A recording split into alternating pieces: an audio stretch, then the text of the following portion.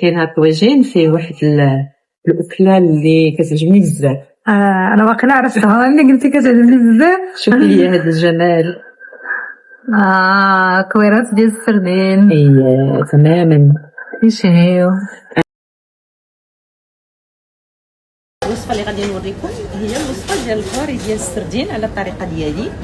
كندير اولا لاصوص ديال المطيشه، ثومه، ندير معاها مطيشه محكوكه، طويجين واحد هنا غادي ندير فيه 2 مطيشات محكوكين، شويه ديال القزبر طري، زيت الزيتون، وغادي نديها فوق من العافيه طيب شويه.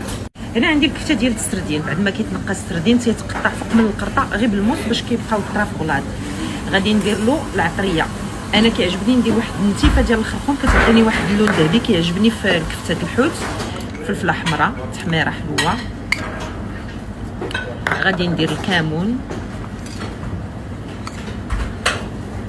وهنا عندي الشرموله ديال الحوت، هذه كنخدم بها الحوت دائما، فيها الثومه والربيع، الزيت البلديه، وفيها شويه ديال الخل، وفيها واحد البودره ديال القمرون ديال الريوس القمرون. وغادي نولي نزيد شويه تاع الثومه، السردين كيبغي الثومه.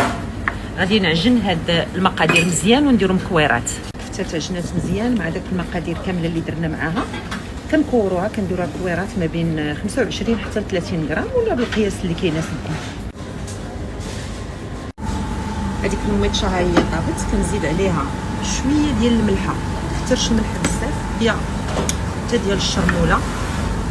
دابا غادي نستف كويرات ديال السردين. انا كندير كواري شويه كبار باش كيبقى السردين رطب، كيجيو الكويرات فتيين. فوالا غادي ندير شويه تاع الفلفله، وغادي نزيد زويتنات، من بعد غادي نزيد واحد شويه ديال القشره الحامض الصيار، وغادي نحطو نديه للعافيه باش يطيب.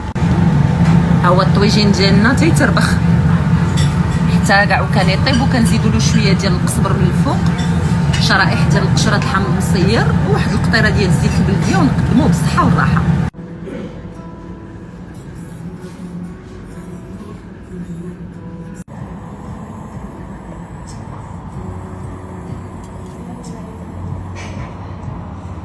لا